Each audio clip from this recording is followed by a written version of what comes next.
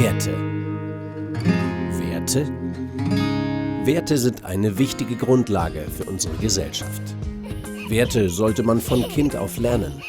Und Werte sollen und erlebt werden. Hier setzt das Wertebündnis Bayern an, mit dem Ziel, die Wertebildung für Kinder, Jugendliche und junge Erwachsene zu fördern.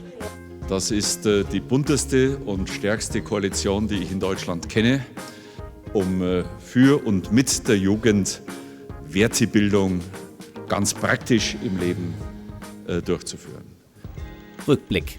In seiner ersten Regierungserklärung kündigte der bayerische Ministerpräsident Horst Seehofer das Wertebündnis Bayern an. Ein breites gesellschaftliches Bündnis zur Wertebildung für junge Menschen. Im März 2010 dann der Startschuss.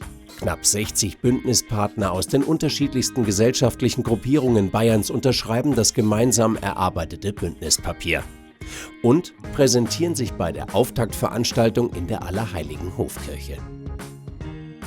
Theorie wird die Menschen nicht von den Stühlen reißen, sondern nur das, was in der Praxis stattfindet.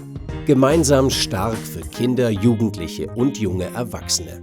Nach diesem Motto arbeiten die Wertebündnispartner in vielen bayernweiten Gemeinschaftsprojekten zusammen. Schon die Mädchen und Buben im Grundschulalter haben ganz genaue Wertvorstellungen, die hörenswert sind. In Schullandheimen geht es um den Mehrwert Demokratie und dass die Mundart wertvoll ist, beweist das Borisch-Reden im Schulalltag. Weil ich da daheim bin. In Ich wie ihr im Netz bekommen Jugendliche Medienkompetenz für ein Wertebewusstsein 2.0. Das Spektrum der Wertebündnisprojekte ist breit. Die Schule wird fit gemacht in interkultureller Bildung und erlebt, wie wertvoll miteinander ist. Studierende hinterfragen, reflektieren und diskutieren, wie Verantwortung für sich und andere gelebt wird. Und mit Vollgas meistern die Joblinge ihre zweite Chance. Ganz stolz wird präsentiert, dass Bayern schmeckt. Das Motto bei den Projekten lautet: Werte mit allen Sinnen erleben. Da dürfen Musik und Kunst nicht fehlen. In einwöchigen Kulturcamps erleben Jugendliche den Wert von Kultur ganz praktisch.